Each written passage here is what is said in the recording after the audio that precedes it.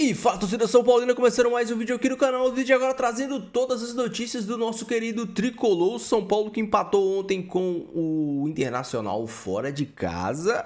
Resultado que em tese foi bom, o empate fora de casa, mas o que o time apresentou, meu Deus do céu, e a torcida já tá daquele jeito com o Roger Machado.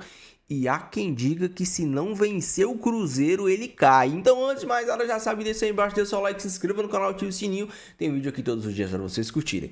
Bora assistir o vídeo junto, no final tu sabe, eu volto. A gente vai falar muito do jogo de ontem e da situação do Roger. Créditos eleitorais, deixa a descrição sem mais enrolação. Simbora pro Torcedor do São Paulo na bronca com a forma como o time vem jogando. Marcelo Bazejo tá chegando para explicar melhor essa história. Boa noite, Mar. Boa noite, Michele. Pois é, o São Paulo segue caindo na tabela, chegou ao terceiro jogo consecutivo sem vitória e a falta de repertório ofensivo tem deixado a torcida tricolor na bronca com o técnico Roger Machado. Somente no jogo de ontem contra o Internacional foram 40 cruzamentos executados ao longo dos 90 minutos e o Roger Machado foi questionado justamente sobre essa alta quantidade de bolas levantadas na área. Vamos conferir o que ele disse. Os cruzamentos eles precisam ser importantes, né? Mas que sejam em momentos e jogadas adequadas para municiar o centroavante. Nós temos um centroavante de área e ele precisa ser municiado com bola no chão, mas também com bola aérea. Tá aí as palavras de Roger Machado. O São Paulo até conseguiu arrancar o empate ontem justamente numa jogada de bola aérea, mas a torcida quer mais repertório ofensivo, viu, amigos? Devolvo para vocês aí no estúdio. Vocês entendem que houve um excesso de cruzamentos por parte do tricolor e que isso não é muito bom para o futebol? Quando dá certo, ok, né? Aquela coisa, acaba o resultado, se foi gol contra, Ah, teve um gol, né, pelo menos. Teve o gol do São Paulo, foi Me parece que foi... Às vezes se demoniza, né? Algumas coisas também, desculpa, eu tô falando muito isso aí, mas, por exemplo, aquela coisa do escanteio... Aquela coisa do escanteio curto. Contra escanteio curto. Eu só queria lembrar que o melhor time de todos os tempos, no Brasil de 70, batia o escanteio curto e fazia gol de escanteio curto em Copa do Mundo. E pra mim, a melhor equipe que eu vi jogar na vida, que foi o Barcelona do Messi, Guardiola, batia escanteio curto, até porque tira do Piquet e o Busquets tinha 1,90 m, o resto é tudo em 70, então não adiantava ficar cruzando. Então é bobagem, essas coisas assim. Acho que a gente tem que demonizar muitas vezes a saída apoiada toda hora. O goleiro toca pro zagueiro, que toca pro centroavante adversário fazer o gol, né? Mas enfim, não vejo problema quando você faz um gol, mas realmente faltou um pouco mais de repertório de novo ao São Paulo. Se bem que você deu dois exemplos de escanteio curto em times que tinham só jogador perna de pau, né? Brasil de 70 e Barcelona do Guardiola. Mas escanteio curto, de modo geral, não dá certo. Não, algumas... Eu sabia a sua opinião, eu queria criar polêmica aqui nesse estúdio. Sabe qual é o problema desses cruzamentos do São Paulo? É que de 40, só acertou 8.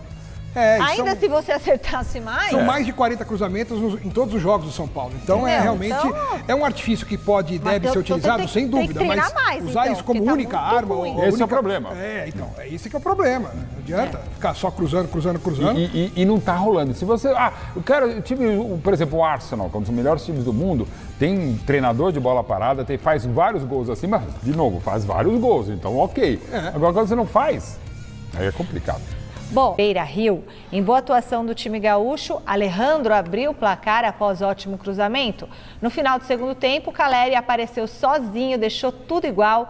Com o empate, o tricolor chega a 3 jogos sem vencer, ocupando a 4ª posição. Já o Colorado perdeu a oportunidade de colar na primeira parte da tabela. E aí, Mauro Betting, que está aqui na nossa bancada, sobre Roger Machado, o que você está achando da atuação dele, o Arthur lá, que ele fez questão de trazer? Eu acho um reforço interessante, o Arthur, bom jogador. O São Paulo precisava de um cara pelo lado, precisava de um cara que não se lesione tanto. É um dos problemas do São Paulo nos últimos tempos, não só esse, né? Eu gosto demais do Roger, eu acho que ele é criticado excessivamente. Aquela explicação que taticamente é perfeita sobre aquele gol no Choque Rei foi demonizada num país que lamentavelmente demoniza quem estuda.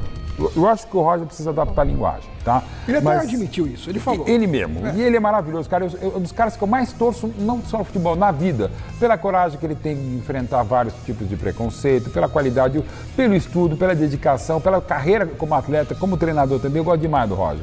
E ele mesmo admite que pode adaptar o discurso. Mas no Brasil, que que demoniza o estudo, o esforço, fica terrível. Prefere o nós vai, nós fui, que não é crime. Mas se o cara estuda e é também se ridicularizado porque estuda é uma coisa. Ele não está legal, ele deve lembrar que quando sai o Crespo, por uma série de motivos, alguns até sem muita razão, São Paulo estava na ponta e agora é quarto colocado. Mas eu acho que esse elenco, Alex, é time para ser quarto, não para ser primeiro.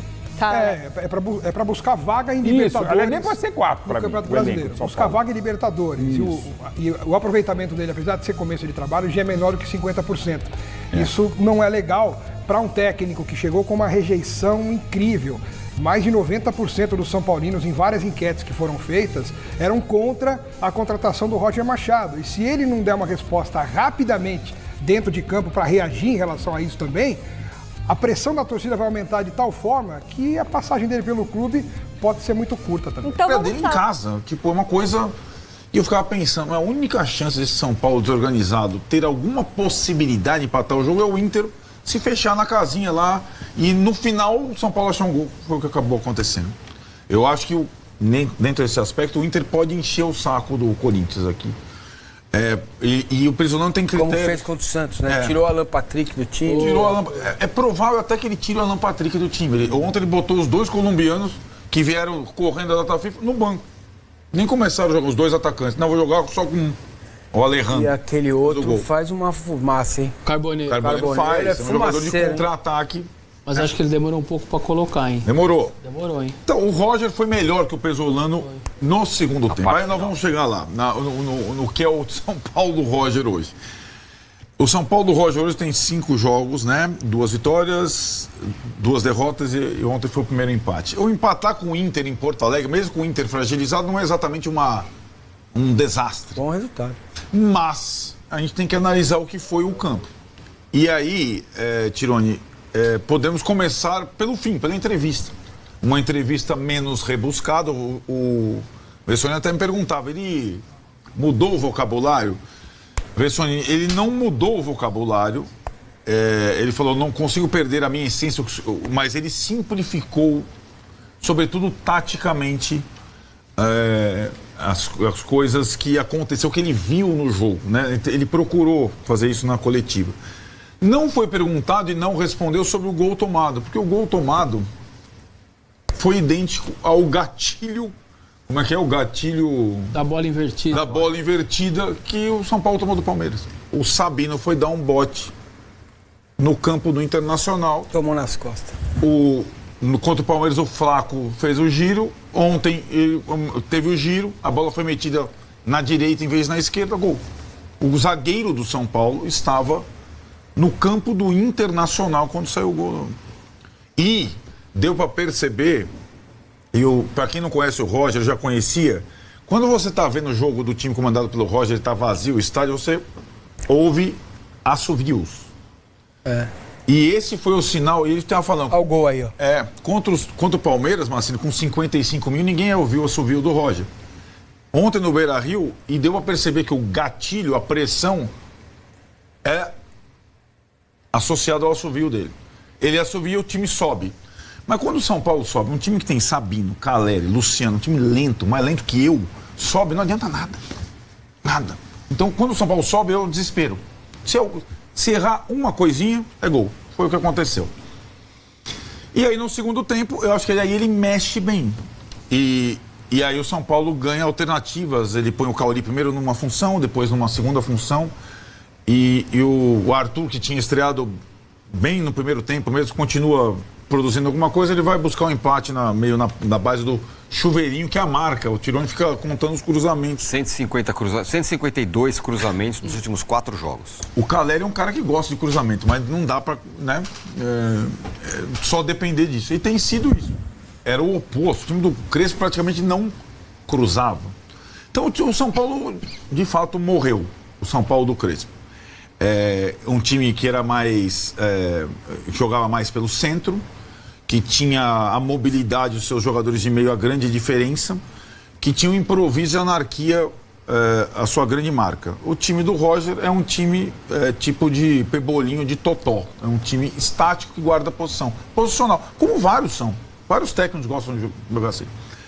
Aí, Tironi, nós vamos para o que ele disse sobre o time, o que ele gostou na entrevista. E ele gostou, sobretudo, como quase todo mundo que viu, da segunda parte, quando entra o segundo ponta, o Ferreirinha. Ele começou com um ponta só, o Arthur, o Marcos Antônio de ponta esquerda, um meia na ponta esquerda. Jesus. No segundo tempo, ele tira o Danielzinho, puxa o Marcos Antônio para o meio, para o Marcos Antônio ter um pouco de terreno para armar, e coloca o Caoli, ele insiste com meia pela esquerda. Não dá certo. Quando ele coloca o Ferreirinha e o Cédric, que são dois jogadores mais perseguidos pela torcida, ele acerta o time, com o Cédric e Ferreirinha. Então, lateral direita na lateral direita, lateral esquerda na lateral esquerda, ponta direita na ponta direita, ponta esquerda na ponta esquerda. E ele adorou. E aí, só para vocês fazerem o exercício, para dizer se vale a pena ou não, tá? Deu a entender, depois da entrevista, que o esquema dele vai ter 2 pontas, um volante marcador, que o São Paulo não tinha, que o Pablo Maia jogou o tempo todo, ontem praticamente o tempo todo. Foi a outra novidade. E o centroavante não dá para tirar, né? O cara que faz 10 gols em 2 meses, faz gol todo dia. Então, se você imaginar, o time do Roger tem linha de 4, Pablo Maia, Caleri, 2 pontos. Faltam 2 vagas no meio. Sabe quantos jogadores tem para as 2 vagas? Vou enumerar para você. Faltam 2 vagas. Danielzinho, Marcos Antônio, Bobadilha, Caoli e Luciano.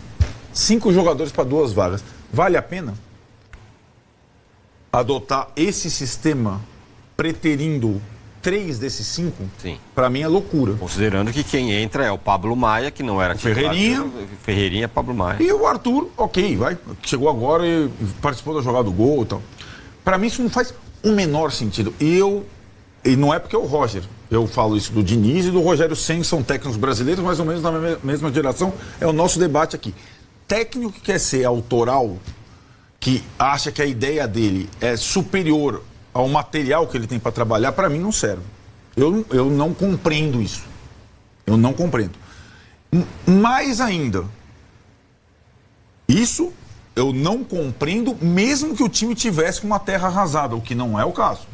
Mesmo que a torcida tivesse pé da vida e quisesse um novo técnico, o que não é o caso. Então ele está jogando todas as cartas dele nessa mudança completa. O time virou do avesso. E aí talvez o maior símbolo disso, do maior prejudicado, seja o maior xodó da torcida atualmente, que é o Marcos Antônio. E aí, só para encerrar esse devaneio, para mim não faz sentido o Rui Costa, que foi o autor da ideia, da machadada, sem nenhum trocadilho, no Crespo para trazer o Roger, ter dias antes de fazer a troca, renovado o contrato do Luciano por 4 anos e feito o que fez com o Marcos Antônio para ele virar o maior salário do time e tal. Se esses 2 jogadores vão passar a ser coadjuvantes ou reservas, faz sentido? Para mim não faz sentido. Não faz sentido. O Leonardo aqui, o Massa, ele fala assim: vou nadar contra a maré. O São Paulo ganhou 2 jogadores com o Roger, Pablo e o Wendel. Ambos apresentaram melhoras. Essa notícia é ótima para o time. Marcos não joga de ponta. Quando com a bola, ele é um meia.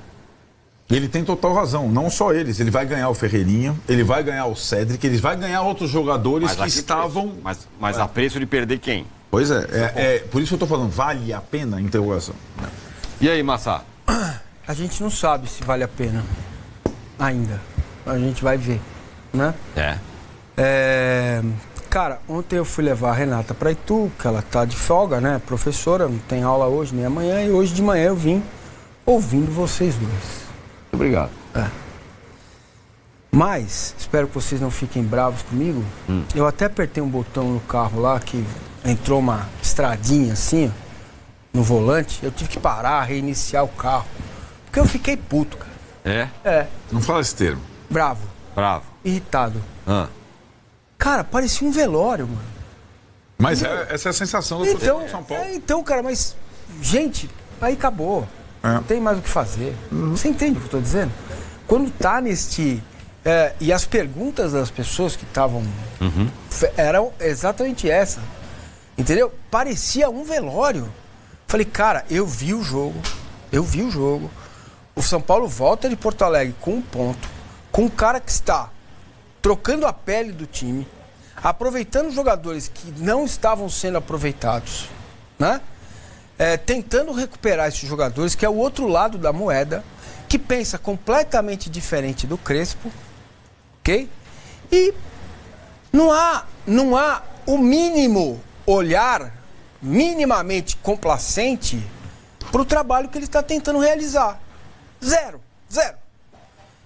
E aí, o Arnaldo fala várias vezes durante a live, eu não gosto disso, eu não entendo isso. E, cara, assim como a discussão nossa do Ancelotti. Absolutamente compreensível, claro, entendeu? Mas será que a gente não pode aceitar alguém que vê diferente e pensa diferente? Claro. Você entende? Desde que ele faça melhor que o antecessor. Desde que a coisa melhore. Mas agora não dá para saber. Entende o que eu estou dizendo? Entendo. Acho que porque ele merece um prazo para fazer. Pelo menos o benefício da dúvida ele deve ter, porque é melhor para o São Paulo que dê certo. Claro. Entendeu? Porque se der errado, não dá para só cair ele. Tem que cair todo mundo. Não, mas acho que é. Entendeu? Porque não há mais como consertar esse ambiente. Porque eu senti, inclusive pela live, que é um belo exercício, que muitas coisas vêm para cima do Rui Costa. Claro. A maioria das coisas. E muitos comentários dizem assim, pô, o Roger não tem culpa, o cara chegou lá e tá fazendo o trabalho dele. Ele tem culpa também, né? Seria muito mais fácil para ele... se o time não jogar bem. Não, seria muito mais fácil para ele se ele ligasse pro Arnaldo e falasse, cara, me explica a alma desse time. O Arnaldo ia explicar para ele a alma desse time. Se ele ligasse pro Plihal, pros outros torcedores, sei lá, pô, ele podia ligar pro... Não, calma. Muricy. Ou então chama o Milton Cruz, que é uma eminência parda. Vem cá, me explica como isso aqui funciona. Exato. Né? Que o Arnaldo deu até um exemplo durante a live ontem, falando do Ricardo Gomes. E o Ricardo Gomes chegou, mudou tudo, depois falou, não, deixa assim, do jeito que estava funcionando. Tipo o Dorival no Corinthians. É isso. Então seria o mais fácil, bem mais fácil, bem mais simples. Eu não faria o que ele fez. Eu faria, pão e circo que vocês querem? É isso. Não no sentido pejorativo. Se vocês querem 3 zagueiros, vamos pôr 3 zagueiros. Tem zagueiro lá para fazer jogar. Então eu vou jogar um pouquinho diferente. Eu vou pôr André e Caleri na frente e vou cruzar 150 bolas. E vocês não iam ficar nem um pouco preocupados com 150 cruzamentos. Se fosse 1-0, lembra do Muricy Ball? Alguém reclamava? Não. Daquilo lá? A não ser os adversários que perdiam os jogos. Lateral na área, só cruza. É o Jorge Wagner, é o time de uma jogada só. Dane-se. Entendeu? Então, se você tiver o Alex Telles recuperado, é ele mesmo, né? O nome do lateral esquerdo do São Paulo. O Wendel? O Wendel. Se você tiver o Wendel recuperado pro futebol, olha como seria mais simples pro Roger fazer. Entendeu? Ele põe 2 no meio, o Wendel que cruza bem, nós vimos, recupera o cara, 3 zagueiros, Marcos Antônio mais livre no meio e André e Caleri. Pronto, não tem lugar para todo mundo mesmo. E o Arthur do lado direito, pronto. Ele faria um negócio mais simples. Seria mais simples para ele, né? Seria mais tranquilo para ele, gente. Entendeu? Agora, do jeito que a coisa está, não tem saída. Ou ele ganha do Cruzeiro e ganha o próximo, e ganha o próximo, e ganha o próximo, e o time melhora, ou ele tá fora. É isso que ele tá trazendo para ele. E ele poderia fazer bem diferente. Certo? Porque ninguém me convence que ele não tem consciência do lugar onde está e da característica dos jogadores que ele tem. Certo? Ninguém me convence do contrário. Ele sabe onde está. Ele sabe os jogadores que tem. Cara, neste mundo do futebol, esses treinadores, eles conhecem tudo, cara. Eles conhecem. Eles sabem a característica do cara. É óbvio que quando você vai trabalhar no dia a dia, você vai observar reações que o jogador não te mostra à distância, né? Que é quando fecha lá o vestiário, você vai conversar com o cara no dia a dia. Quero que você, meu amigo, minha amiga São Paulina, diga o que você tá achando do trabalho do Roger. O São Paulo jogou ontem, não fez um jogo brilhante, mesmo no segundo tempo, onde o São Paulo, em tese, melhorou. Eu acho que foi muito mais pela fragilidade do Internacional e pelo Inter ter se retraído, ter começado a jogar atrás meio que sentando em cima do resultado. Sinceramente, o Inter ontem fez o que o Palmeiras fez. Fez 1-0, sentou em cima do resultado. O São Paulo cruzou 800 bolas na área do Palmeiras, não conseguiu fazer o gol. E ontem só conseguiu achar o gol porque o goleirão deu uma ajudadinha, uma facilitada ali. Aquela bola ali, eu acho que se fosse um outro goleiro, sairia e pegaria a bola. Então, o São Paulo não vem apresentando um futebol confiável. Cara, eu já disse isso aqui várias vezes. Existe uma coisa que é resultado e existe outra coisa que é desempenho. O São Paulo não vem desempenhando e não vem tendo resultado. Essa é a grande verdade. Se a gente for pegar aqui e desculpem a comparação ainda, a gente ainda tem que comparar o Roger com o Crespo. Mas se a gente for pegar os jogos do Crespo, fez um jogo extremamente seguro contra o Flamengo, onde o São Paulo se defendeu bem e quando saiu para jogar venceu o jogo. Contra o Santos a mesma coisa, o São Paulo merecia a vitória, conseguiu o empate. O jogo contra o Grêmio foi um amasso. E aí a gente tem os jogos contra o Palmeiras. Sim, os jogos contra o Palmeiras, o São Paulo, o jogo do primeiro turno, o São Paulo até fez um jogo mais de peito aberto e tomou 3-1. Os jogos... o jogo contra o Palmeiras na semi do Paulista foi um jogo ali, acho que foi provavelmente o pior jogo do Crespo nesse novo momento. Mas o São Paulo claramente apresentava evolução. O São Paulo apresentava evolução com o Marcos Antônio, com o Danielzinho. Hoje a gente tem uma mudança de esquema. E tá prejudicando muito o Marcos Antônio. Tá prejudicando muito o próprio Luciano. Ontem o Luciano praticamente não pegou na bola. Pegou na bola muito pouco. Fora da área, errando passe, errando jogadas. Dentro da área, praticamente não pegou na bola. O Caleri morrendo de fome, como sempre. O Marcos Antônio, que é o cara com mais clareza, ontem também não fez um grande jogo. E aí a gente... se a gente vê o Luciano participando menos do jogo, o Caleri participando menos do jogo, o Danielzinho e o Marcos Antônio participando menos do jogo, a culpa é de todo mundo, menos do sistema? Mas as alterações que ele fez, pra mim, o Roger ontem deu muito mais sorte do que juízo. Muito mais sorte do que juízo. Porque ele tirou o Marcos Antônio. Que pra mim, sinceramente, eu não entendi tirar o Marcos Antônio, ao invés de tirar o Pablo Maia. Tirou o Danielzinho também. Também pra mim, não entendi. Que a lógica era você tirar o Danielzinho, tirar o Pablo Maia. Você tira o Pablo Maia, coloca o Cauli. Você tira o Luciano, coloca o Ferreirinha. Você fica com 2 pontas, o Cauli de 10. O Internacional não estava atacando, não estava passando no meio de campo. Você ia ter 2 volantes para construção de jogo, o Cauli de 10 e 2 pontas abertos. Ele manteve o Luciano até o final do jogo.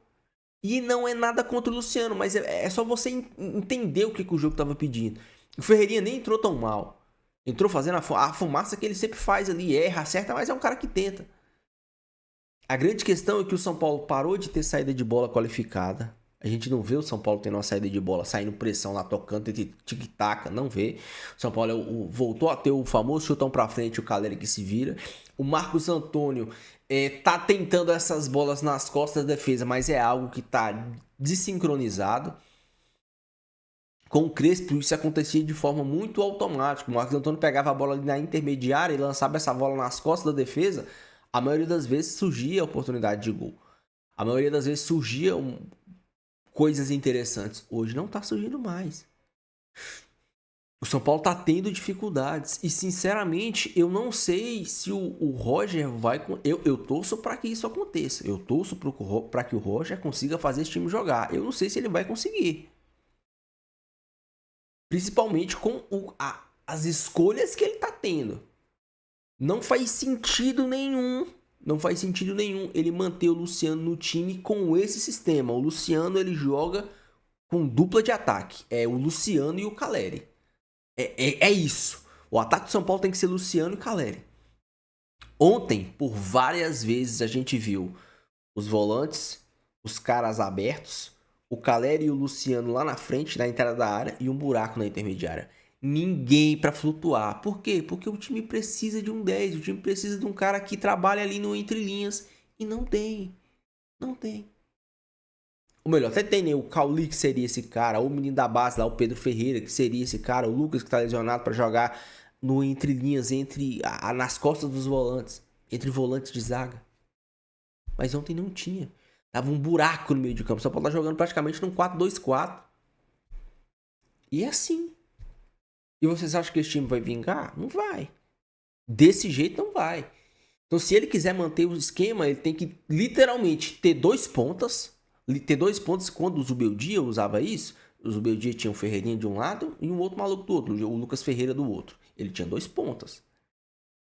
O Dorival utilizava esse sistema com o Nestor e o Rato. O Rato era o ponta, o Nestor até fazia ali a mais de meia, que em tese seria mais ou menos o que o Marcos Antônio tá fazendo, mas o Nestor é canhoto, ele dava profundidade e o Caio Paulista passava o tempo todo para dar profundidade pro time.